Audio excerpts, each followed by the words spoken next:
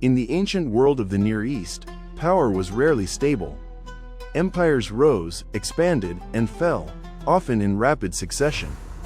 Such was the case in Elam, a civilization located in what is now southwestern Iran. After the dominance of the Akkadian kings between 2300 and 2200 BC, Elam found itself once again at a crossroads. Foreign invasions, internal ambitions, and shifting alliances would shape the next phase of its history. What followed was not simply a recovery, but the emergence of a complex and unique political system, one that would define the old Elamite kingdom for centuries.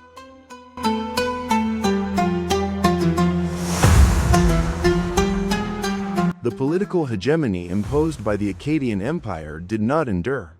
After 2200 BC, the Gutian tribes, originating from northwestern Iran, invaded Mesopotamia, destabilizing the region.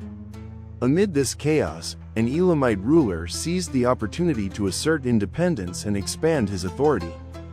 This ruler, possibly Puzur-Inshushinak, adopted grand imperial titles, even imitating the Akkadian king Naram-Sin by calling himself King of the Four Corners of the Earth. He claimed to have conquered around 60 regions, stretching between Huhunori and Gutium, and even declared the submission of the king of Samashki. Yet, this early imperial moment would not last long.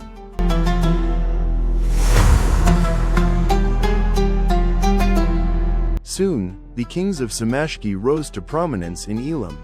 Their power emerged during a time when Mesopotamia was dominated by the third dynasty of Ur, a highly centralized and authoritarian state. This kingdom exerted strong influence over Elam, intervening directly in its political affairs.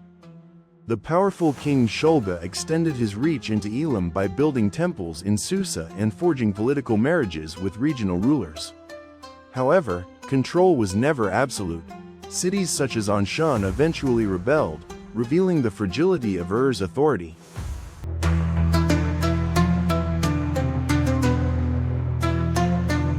Under the last king of Ur, Ibbi-Sin, Elamite resistance intensified. Many city-states rebelled, prompting a major military campaign. Initially, Ur succeeded, capturing cities like Susa and even taking the Samashkian king Enpi-Laon prisoner. But the situation quickly changed. As Amorite tribes invaded Mesopotamia, weakening Ur from within, the Elamites launched a decisive counterattack. They advanced through strategic routes, ultimately destroying Ur itself. The capital was devastated, its sacred statues carried away, and Ibbi-Sin was captured and taken to Anshan. This marked a turning point, the fall of one of Mesopotamia's greatest powers, and a major victory for Elam.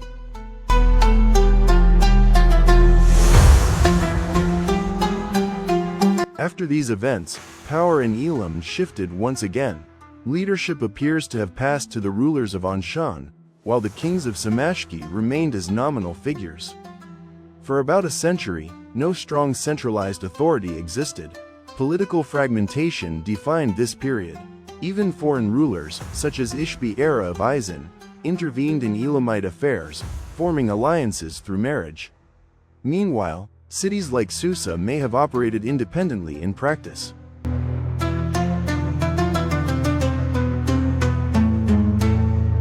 Around 1900 BC, a new dynasty emerged, likely from Anshan. Its founder, Iparti, established control over Elam and became its effective ruler, even though remnants of the Samashki dynasty may have continued nominally. It was under this dynasty that Elam developed one of its most distinctive features, a unique and complex political structure.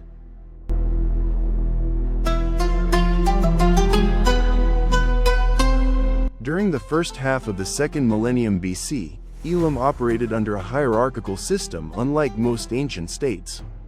At the top stood the Sukul Ma, a title meaning Grand Vizier, or Supreme Messenger, but functionally equivalent to a sovereign or emperor. Below him were several other ranks. The Sukul of Elam, the King of Susa, the Shepherd of the people of Susa, linked to the local deity. Power was often shared among multiple individuals simultaneously, typically within the same family. This system ensured that authority remained concentrated within a single lineage, but it also created a complex structure of succession.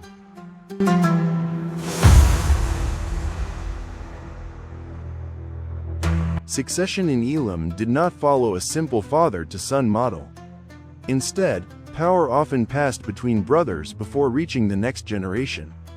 A key requirement for rulership was lineage, particularly descent from a revered mother, likely a high priestess and sister wife of the ruler. This ensured that candidates possessed both paternal and maternal legitimacy. Importantly, this system was not matriarchal. Elamite society remained clearly patriarchal. Rather, the structure was designed to preserve political power within a tightly controlled family network.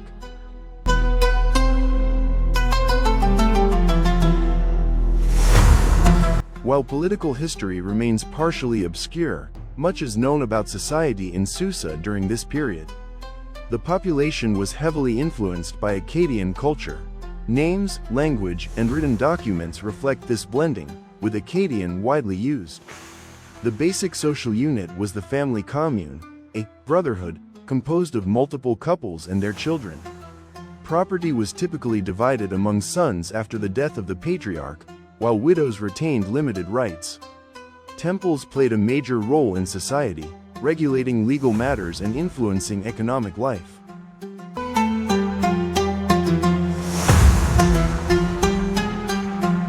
Economic activity in Susa resembled that of Babylonia. There were contracts for land purchases and loans, often connected to temples. However, widespread debt slavery does not appear to have been common. Land ownership was divided into private property, crown lands granted to royal servants, temple lands worked by dependent laborers. Most agricultural work was carried out by free workers under state authority rather than slaves.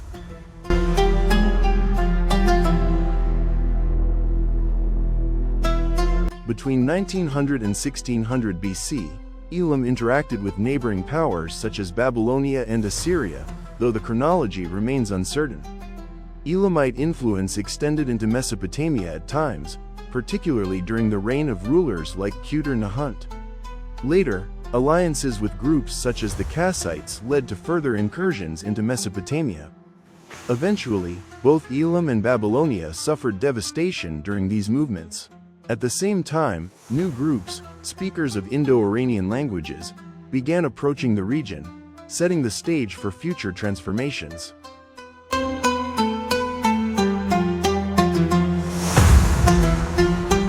The old Elamite kingdom was not defined by a single empire or ruler, but by constant transformation.